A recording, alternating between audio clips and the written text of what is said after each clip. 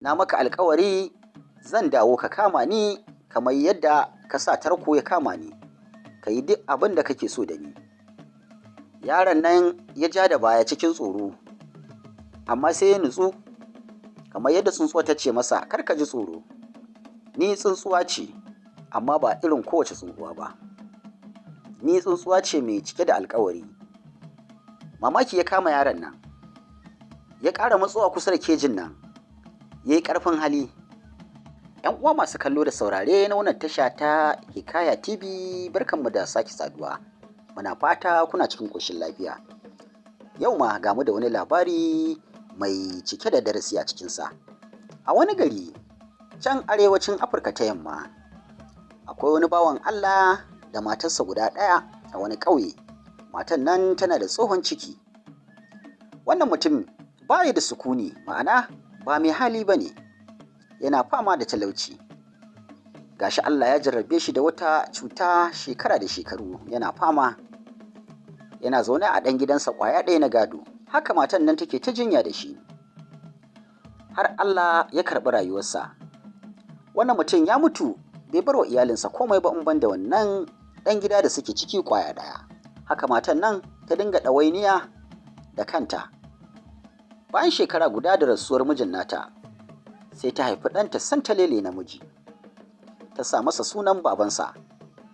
Haka ta ci gaba da kula da jaririn nan nata, har ya tasa ya isa iya zuwa aike da kansa. Allah ya yi wa yaron nan fikira sosai, da wayo da hikima da hankali. Yana taimaka wa tsohuwan nan tashi, yana ƙoƙari ya ga ya faranta mata, duk da cewa ɗan ƙarami ne shi. Amma kuma Allah ya cika ƙwaƙwalwarsa da hikima. Kusan duk yaran ƙauyen nan za ka ga a gurinsa suke koyon wasu hikimomi. Duk kuma abin da ya sa gaba za ka ga yana cimma nasara. Allah ya ba shi basirar iya haɗa tarko da kama namun daji iri-iri irin na yara. Ya iya haɗa keji irin na kamun tsuntsu. Allah ya sa mai albarka a cikin wannan hikima tashi. Dan da ɗan wannan abin da yake ne yake tallafa wa tsohuwarsa, da ita ma Allah ya sa take cikin ciwo. Allah ya ɗora mata wata lalura ta rashin lafiya. Wanda ya je daji, yaron nan ya kamo wani daga dangin tsuntsaye da kejin nan nashi. Shi yake zuwa kasuwa ya siyar, ya siyo musu abin da za su samu ɗan na kalaci cikin rufin asiri. Yana kula da gyatuman nan tashi wannan yaro, kullum tana sa masa albarka. Wata rana da sanyin safiya ya ƙudiri niyya zai shiga jeji da kejinsa, domin ya ga kafin rana ta take ya riga ya ɗan samo tsuntsayen da zai je ya siyar, ya samo musu ɗan abin da za su ci a gida da shi da tsohuwarsa. Ya shiga dajin nan yana 'yan waƙe-waƙensa. Ya je ya kafa tarko, ya koma can gindin bishiya ya zauna kamar yadda ya saba. Karab sai wata tsuntsuwa ta shiga cikin kejin nan. Yaron nan ya doso wajen da kejin nan yake, sai ya hangi tsuntsuwan nan, ya ga bata taɓa kama da wata tsuntsuwa da ya taɓa kamawa ba. Domin gaba ɗaya tsuntsayen da ya sani, ita dai wannan tsuntsuwar ta sha bambam, domin gashin jikinta ma daban yake na sauran tsuntsaye, tana ƙyalƙyali. Ya lura da ita ba ta kazar-kazar kamar yadda sauran tsuntsaye suke yi. Ya san cewa akwai wani abin mamaki a tattare da wannan tsuntsuwa. Haka ya matso kusa da kejin nan. Daga matsowarsa sai ya ji an ce da shi, ka taimake ni kamar yadda Allah ya taimake ka. Ka buɗe ni in tashi in je in ba wa ‘ya'yana abinci. Na maka alkawari zan dawo ka kama ni kamar yadda ka sa tarko ya kama ni, ka yi duk abin da kake so da ni. Yaron nan ya ja da baya cikin tsoro, amma sai ya nutsu, kamar yadda tsuntsuwa ta ce masa, kar ka ji tsoro, ni tsuntsuwa ce, amma ba irin kowace tsuntsuwa ba. Ni tsuntsuwa ce mai cike da alkawari. Mamaki ya kama yaron nan, ya ƙara matsowa kusa da kejin nan, ya yi ƙarfin hali. Sai ya ce da ita, kamar yaya in buɗe ki je ki ba 'ya'yanki abinci, za ki dawo? Ta yaya za ki dawo? Sai ta ce da shi, na maka alkawari zan dawo. Yaron nan ya shiru sai ce, to tunda kin yi alkawari kuma kin ce ‘ya'ya, to bari in kyale ki, wanda bai cika alkawari ba shi da Allah.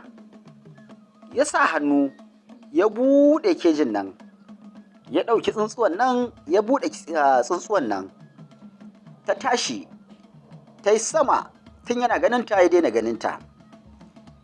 Ya zauna ya tsuguna ya yi tagumi, ga keji a kusa da shi, yana ta sake-sake a zuciyar cewa ya yi wauta fa, ya tsuntsuwa za ta ce mai ya sake ta je ta dawo, kuma ya sake ta. Amma sai ya ƙara imani da Allah da kuma girman alkawari da ya sani ga wanda ya ɗauka. Ya zauna har ya fara gyangyaɗi, kwatsam sai ga tsuntsuwan nan ta dawo. Tana sauka a kan kejin nan ta ce da shi, to na dawo yaro, ka kama ni kamar yadda kai niyya. Ya tashi firgigit cikin mamaki, ya ce kin dawo? Ta ce na dawo. Sai yaron nan ya ce da ita, kai, amma kin ban mamaki yadda kika cika alkawari. To, ki je, na baki albarkacin 'ya'yan da kike da su, domin ke uwa ce mai alkawari mai cikawa, ke uwar kirki ce, kina da 'ya'ya, ni ma da kika ganin nan ina da uwa kuma ina santa. Idan na kama ki, wa zai kula da 'ya'yanki? Don haka ki je, na baki. Sai ta ce da shi, to yanzu kai, idan ka banni, kai yanzu yau me za ka ci a gida da kai da iyayenka? Sai ce da ita, na dogara ga Allah. Allahn da ya bani ke na sake ki shi zai sake bani wadda zan kama. Tsuntsuwan nan ta ce, to, gaskiya ne maganarka, kowa ya dogara da Allah, Allah zai iya masa. Tsuntsuwan nan sai ta yi wani yunkuri, sai kawai yaron nan ya ga tsuntsuwan nan ta yi wani irin kashi, amma ba kashin da ya saba gani na tsuntsaye ba. Sai ya ga ta yi kashin wani abu mai kyalli, ya duba, sai ya ga ai wannan abun yana ta kyalli amma bai san menene ba. Ashe wannan abun lu'ulu'u ne ko diamond. Kuma diamond ɗin ma ba irin kowane diamond ba ne. Samun irin wannan diamond ɗin shi ya fi kowane daraja a duniya.